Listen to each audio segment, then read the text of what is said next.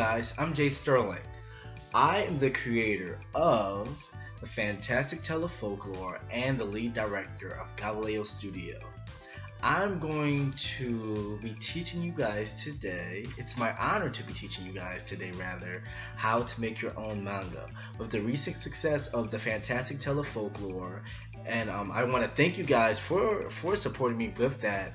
For those of you who do not know, I put the Fantastic Tale of Folklore, it's my manga, I put it on Amazon maybe almost like about a week ago from now.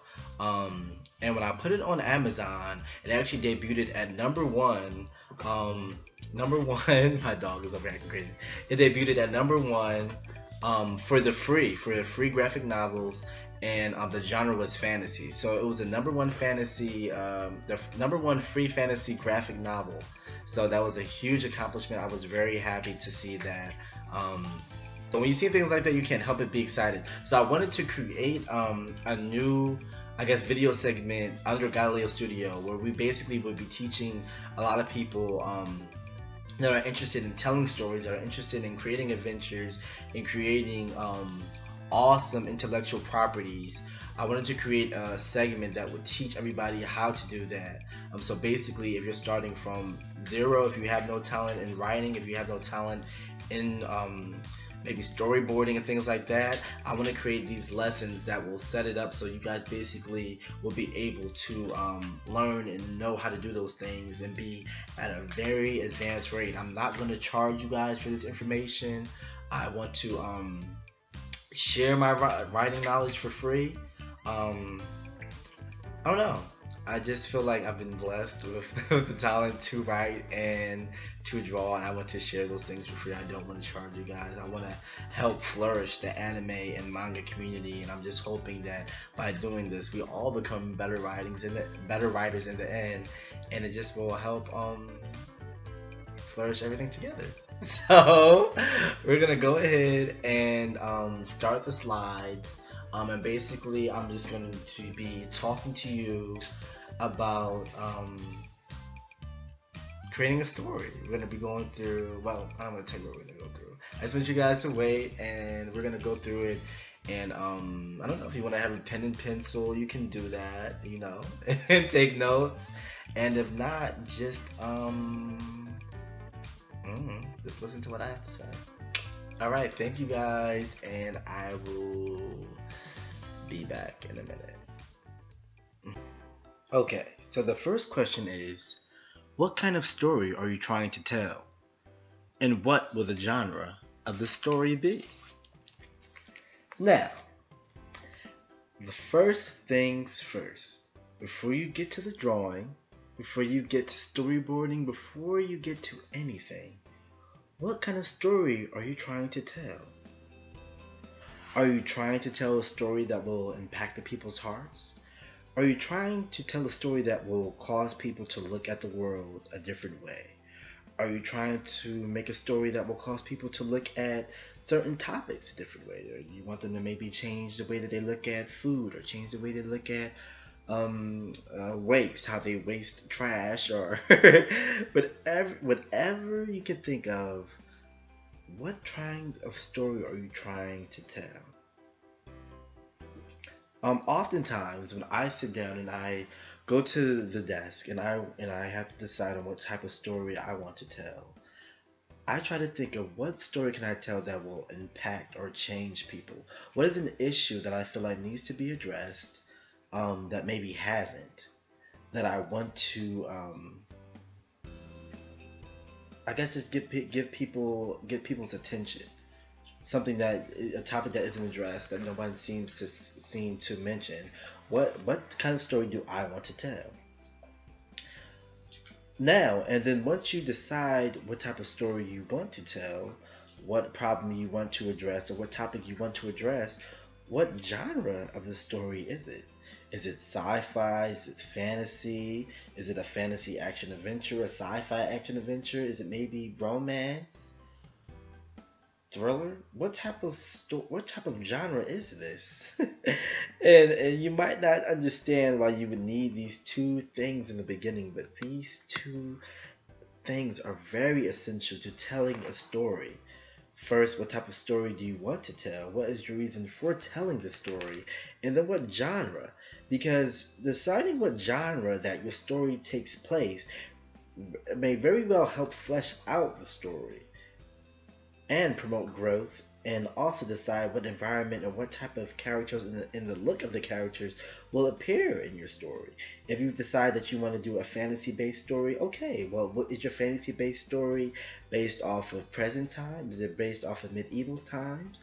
Is it New England's type of background? Is it a Japanese type of background? What type of culture is is in this story or is in this genre? These two, you can see how answering these two questions will lead to so many different answers, and it is these very answers that will help shape what type of story you're building. Without these two essential things, how can you dare to start a story? You won't even know what type of characters to design because you won't even know what type of setting or what type of time period that you're working with without answering these two questions. So, these are the two questions that you guys need to answer when you're thinking about making a story. And once you have these two answers, you'll be able to begin to flourish the world. And that will lead us to our next question. Who are the characters in your story? Now that we know what type of story that we want to tell, now we have to decide who are the characters in our story. Yes, environments and yes, settings are very important, but it is the characters and their actions, their emotions, and their choices which will help move the story along and establish what the story is trying to tell in the first place. At this point, this is where we're choosing the main characters, the protagonists, sorry, and then the villains, the antagonists. The villains should be established only after you have established your main characters.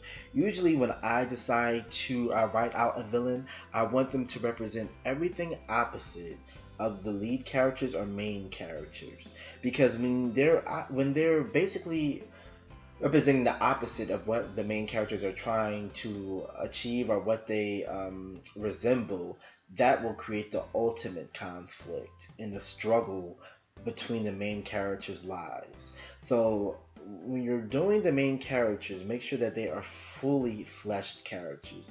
Meaning, do they have parents? What was their upbringing like? Where were they raised? What are their morals? What do they believe in? How do they dress? What type of friends would they normally hang around? And if they're not hanging around people they normally would, why are they hanging around them? Just basically create a list of everything basically that you would embody. I mean, if someone were to sit down and ask you a bunch of questions and ask you about yourself, what write down what those questions would be, and that is what you create your characters off of. It doesn't matter if they're animals, if they're real humans, if they're based off of this fantasy based.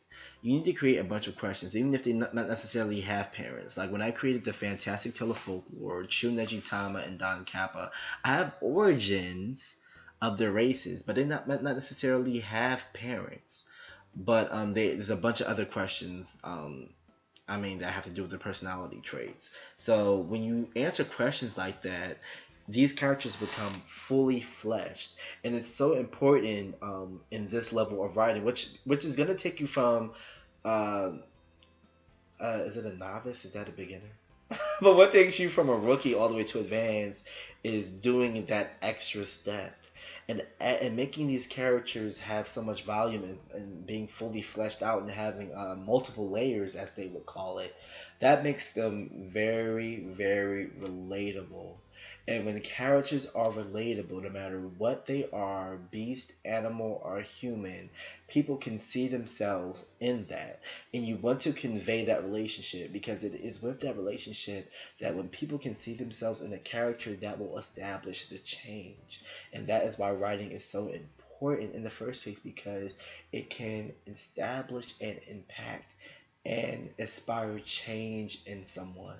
And when you can do that as a writer, then you are amazing in your gift. Which is why I honor and look up to Hayao Miyazaki so much because he creates works for children, but they're not unintelligent and they're mature enough for an adult to appreciate. And his works establish change in people's hearts. You have Princess Mononoke, which talks about environmental issues, and even The Wind Rises, which talks about war. You have all these great masterpieces which cover different topics and have fully fleshed characters so that you can see yourself within these people and change. So it is important to know your character back and forth. Um, Knowing your character inside and out will allow you to automatically know what choices or what decisions they'll make when faced against different obstacles, and these things will carry you against throughout the story. A lot of times when you're creating a story, of course you have to throw different obstacles in it, but leading the characters on a path and knowing them inside and out will be able to flesh out the story, especially knowing what choices they will make. So that definitely helps, and definitely helps. What world do your characters live in? Where does the story take place? Of course, when you're thinking about the location, this all has to ties into the genre that you've decided to pursue. Like I said earlier, if you're doing a fantasy genre, maybe you want to do a medieval, so maybe your story will take place in England. Maybe your story could take place in Japan. There's no telling, but a lot of it has to do with the genre that you selected to pursue. And with your location, okay, where does your story take place? What type of landscapes? Who are the locals? And the locals are just as important as the leading cast members. Remember earlier when I said constructing your main characters, you want to make them as fully fleshed out, and your supporting characters should be nothing more or nothing less but the same. You want to make sure that they all have life. And when I try to construct my side characters, as time consuming as it may be, I try to even give them a little bit background bio, because even though they might not even get that much time on scene or in certain shots, it just helps establish the world and helps convey to the reader that these are real living beings. So also when you're thinking about the location, you want to think about the primitive life. What are the type of animals or type of creatures that live in this world or this universe? What are the wildlife? What is it, a polluted environment? What is the setting? Where are these characters at, and where are they're from? And when you're thinking about the location, not only are you thinking about physical things, you want to also think about the history. What was this world constructed off of? Were there racial issues? Were there famines? What happened in the past to bring this world where these characters live to where it is now?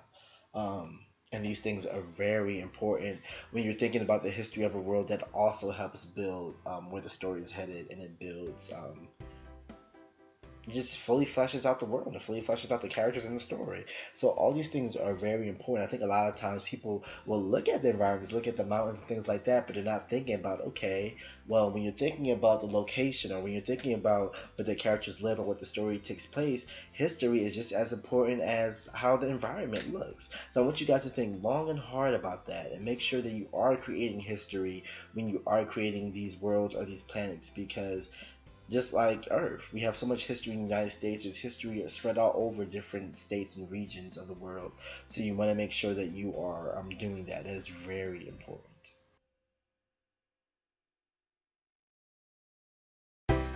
Great. Now that we have all these things established, we can now create the ultimate story. The beginning of any story should not only establish the lead characters, but should also draw the audience into the story. We want to make sure that usually in the beginning of the story, that's usually when we're establishing the scene and the characters. That's very typical, but we want to make sure that in doing this we do not bore the audience. It is very crucial that during the stage that the audience pretty much zooms in and hones in and becomes immersed in the story that you're trying to tell. So for me, I follow the laws of trying to introduce the story or introduce the world and the characters, but trying to do it in an interesting way. Usually, when I tell my stories, I like to have some type of conflict in the beginning or some type of burst of energy or explosion that will introduce the characters in the setting, but also keep it exciting enough that the reader will still be interested. I mean, as an example, you don't just want to have like for the Fantastic Telefolklore, I had to introduce Chu, Neji Tama, and Don Kappa. Those are the three main characters for the Fantastic Telefolklore. And rather just to have them all pop up at once and say, "Hey, I'm Chu. Hey, I'm Neji. Hey, I'm Don Kappa," I created conflict in the beginning. They all are blacksmiths and they work in a shop where basically they repair and make weapons.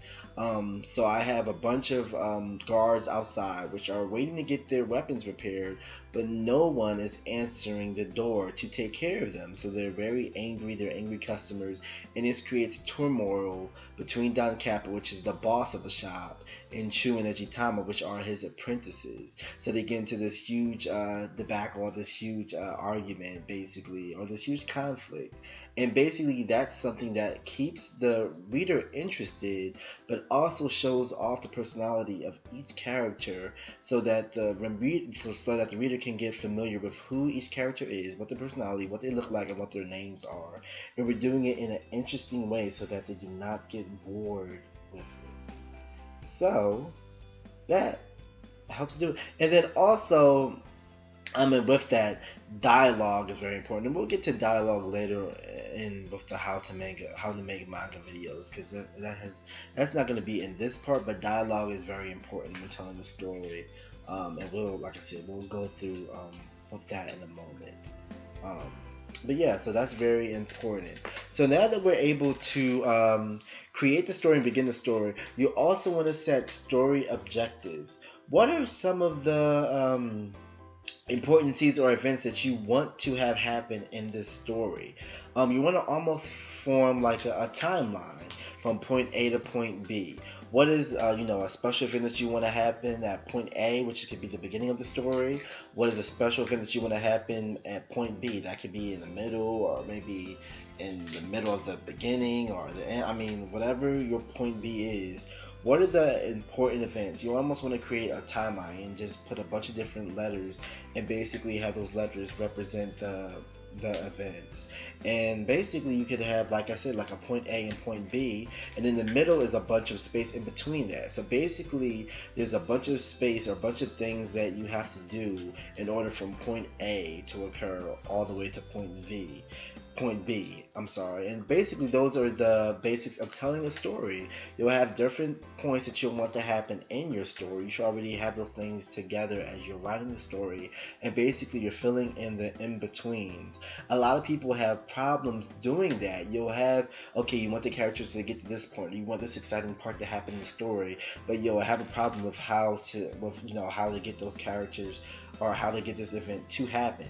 And like I said, that's important with establishing the environments and establishing these characters. A lot of times with having, like I said, a fully fleshed character, they'll be able to make choices and carry along the story, where if you weren't able to have characters that are fully fleshed like that, you wouldn't be able to do that. Now for me, and these and everybody's different, but this is what I do. So if I'm going to be giving you advice, then this is the advice I'm going to give you guys. But when I create a story, I do not write as I go.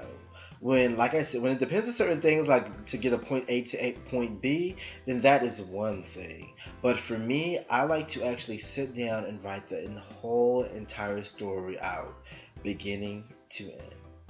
Why do I do that? It might seem very time consuming, but to me, nothing is worse than a story that does not make sense. And there's so many mangaka that I admire, but a lot of them will, because of their time schedule, they have to write a story week by week. And the problem with that is because it creates tons of plot holes. They'll have something that they'll write in the beginning of the story, and then it's been so long. And like I said, they haven't wrote the whole story out in like a couple, and like not in one sitting, but basically without any breaks. They haven't done that. They're writing it like I said, day by day. So there's tons of things that they could have wrote in the beginning, and then they write now that now doesn't make any sense, and they're clashing and making no sense with each other because they didn't sit down and write the whole story at once. They didn't take their time to write the story. They're just going as they please, and I do not think that is a good way to make a series.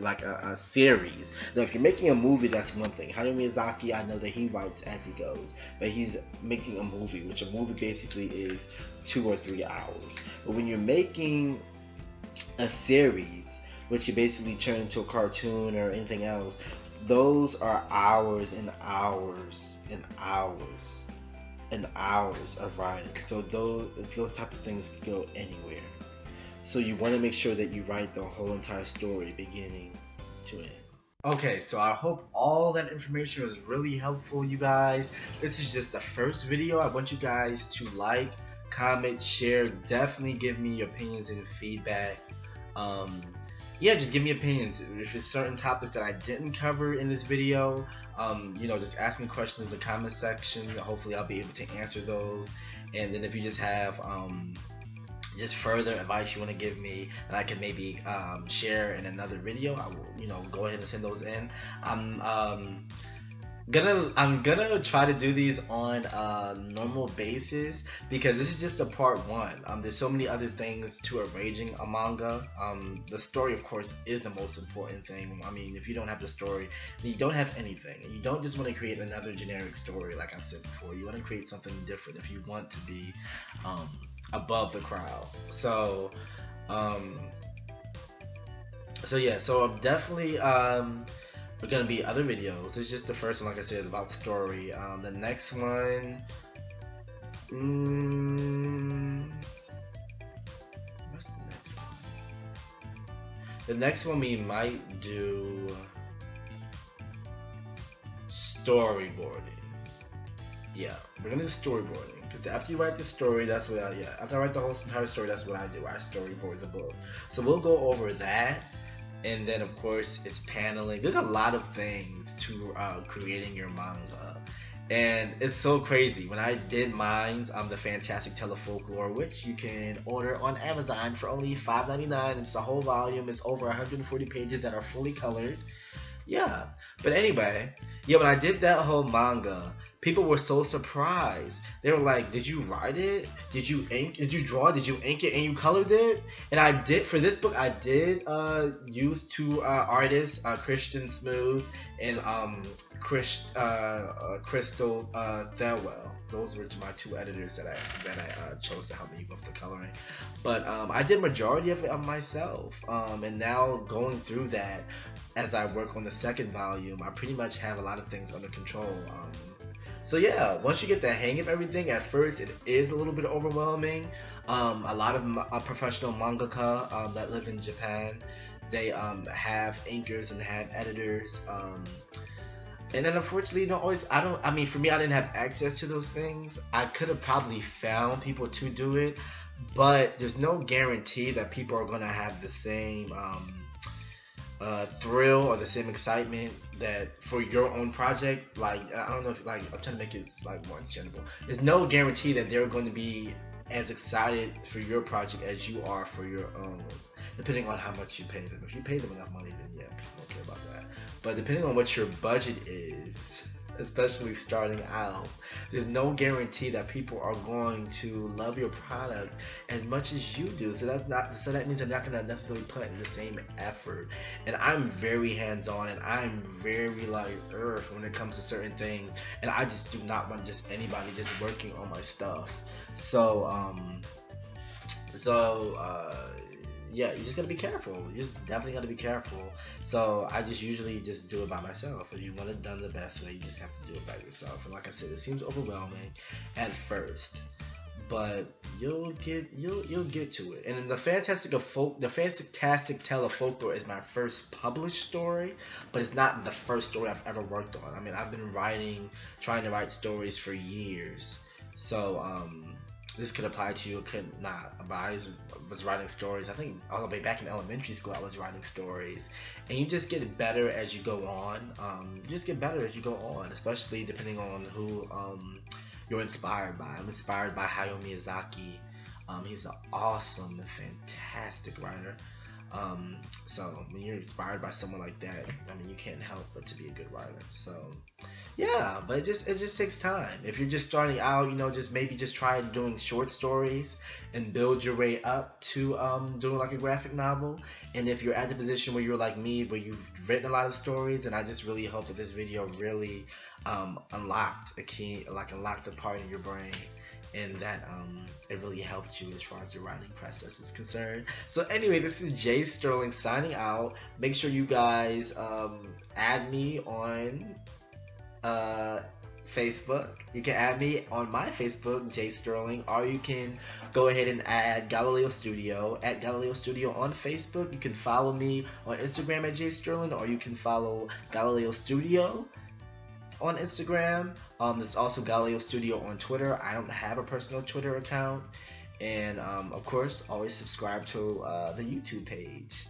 And that's it. So I love you guys. Much blessings.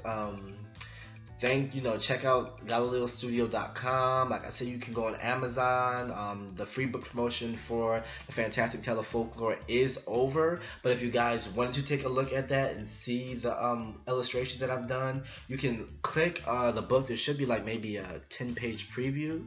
And then, of course, if you just want to just purchase the book outright, you can purchase the entire book, over 140 fully colored manga pages, for only $5.99.